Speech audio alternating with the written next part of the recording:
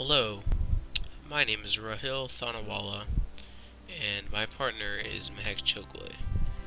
Today we will be explaining to you why Alexander Hamilton should be inducted into the American Hall of Fame and why Rutherford B. Hayes should be inducted into the American Hall of Shame. Alexander Hamilton was one of our founding fathers. He is worthy of the Hall of Fame because he placed the foundation for the three branches of government, spearheaded the National Bank, assisted in the Neutrality Proclamation, founded the New York Manumission Society, and was a strategic advisor in the Revolutionary War. The National Bank would be used in years to come, and though frequently challenged, was eventually kept in place and still exists today. Hamilton's work in the Federalist Papers would completely plan out the three branches of government, including the distribution of power, such as checks and balances. The Federalist Papers were also the building blocks of the Constitution that included subjects such as ruling by majority and judicial review. Hamilton also founded the New York Manumission Society, which was one of the first abolitionist groups of this time period. It was led by other wealthy and influential citizens in New England to prevent kidnapping of blacks and selling them as slaves to the South. Furthermore, he was influential in the scripture of the 1793 Proclamation of Neutrality, which would keep the United States out of French and British conflict in Europe, influencing many future foreign policy, including the Monroe Doctrine. Hamilton not only was involved in the political aspects of America, but was a key member during the Revolutionary War. Not only did he fight on the battlefront as a captain during the Battle of Princeton, but he too was promoted to the aid of George Washington, where he helped manage some of the diplomatic relations between the Continental Congress, the rebel government at that time, and the Continental Army. Some more information about his later life. After Washington's death, his political career had pretty much ended, and the Federalist Party had started to dissolve. And he did go out with a bang, though, when Aaron Burr and Alexander Hamilton dueled over some campaign problems, and Burr eventually shot and killed him.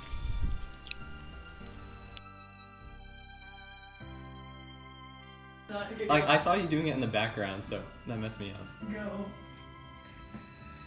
Do you think Hamilton is worthy of the Hall of Fame because he was instrumental in the framework for the Constitution? He's worthy of the Hall of Fame because he placed the foundation for the three branches of government, spearheaded the National Bank, assisted in the Neutrality Proclamation, founded the New York Manumission Society, and was a strategic advisor in the Revolutionary War.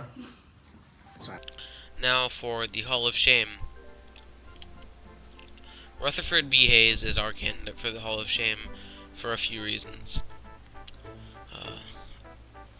He is worthy of the Hall of Shame because the only reason he won was because he struck a deal with the Southern Democrats, to end Reconstruction by removing troops to get their 20 votes. Because at this time, there was a stalemate between the political parties, and the Civil War had just ended. So there was a conflict between the radical Republicans and the Democrats in Congress, where the radical Republicans wanted a very strict Reconstruction, heavy consequences against the South, whereas the Democrats at this time were opposed to that. So Rutherford B. Hayes made a deal with the South, saying that if they would vote for him, he would completely end Reconstruction as president, which led to him pulling troops out of the South. So, by ending Reconstruction too early, the Southern economy wasn't able to fully recover. But, nevertheless, indentured servitudes would still continue in the form of sharecropping, now that slaves were not legal. Southern plantation owners could still force their former laborers to work on the plantation for them, which now was even worse for the slaves because earlier they were treated, not to belittle slavery, but earlier they were treated with a little more priority because these plantation owners had actually paid for the slaves and they were almost like property, but now the sharecroppers were so much more expendable, which led to actually poor working conditions of the south of southern plantation workers. So Rutherford B. Hayes can be greatly accredited for that, unfortunately. Also, in the election of 1876, Hayes faced Samuel Tilden in one of the most contentious and controversial presidential elections in American history. Tilden won 184 electoral votes compared to Hayes's 165, with 20 unresolved votes. And also, going back to the 20 votes of the southern states, these 20 unresolved votes were actually predominantly Democratic states in the South, which would eventually hand over their votes to Hayes, as we mentioned, to end Reconstruction. So some more information on the Compromise of 1877. It was an informal agreement between the Democrats and the Republicans, and if he got the 20 electoral votes from the South, he would actually beat Tilden 185 to 184, eventually leading to withdrawal of troops from the South, ultimately ending Reconstruction. And Southern Democrats and many others, Tilden and some Southern Democrats were outraged because this seemed way too scandalous, and they were almost certain Tilden was going to win this. And due to some of these economic problems I mentioned in the South with Hayes' presidency, the Great Railroad Strike of 1877 occurred, and now workers were super angry about their wage cuts. And this is the time period where big business starts to really expand so much.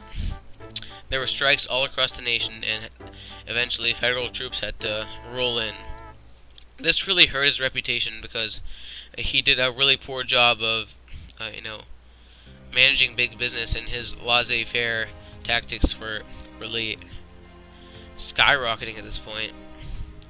They allowed big business to hold monopolies without any rules whatsoever. This would eventually change, however.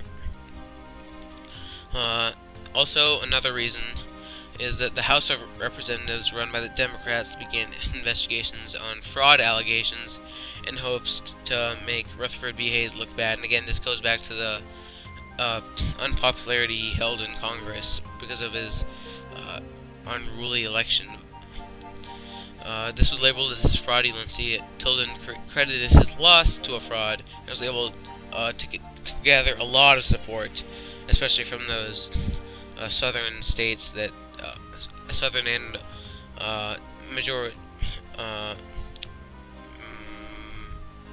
Democratic states. The 11-member Potter Committee was stacked with political enemies of Hayes also.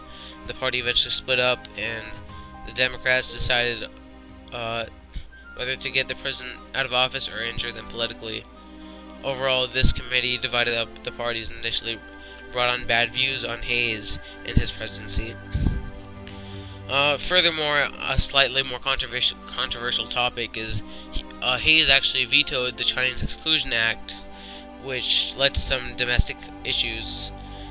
This led to angry citizens, and since there's more competition for jobs, and the fact that Chinese would work much more for less, this led to lower wages and higher competition, also allowing the big business to prosper, as mentioned in the Great Railroad Strike of 1877. Many Americans lost their jobs, and this led to some outrage and heavy hatred towards Chinese immigrants.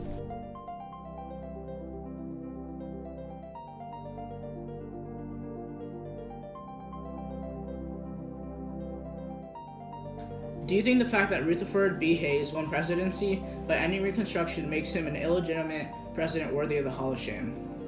He is worthy of Hall of Shame because the only reason he won was because he agreed with the Democrats to end Reconstruction by removing troops to get the 20 votes. Why would ending Reconstruction too early make Rutherford B. Hayes the perfect inductee for the Hall of Shame? By ending Reconstruction too early, the Southern economy wasn't able to fully recover. Also, it allowed the Democrats to take control and African Americans to go back to their segregated lives again.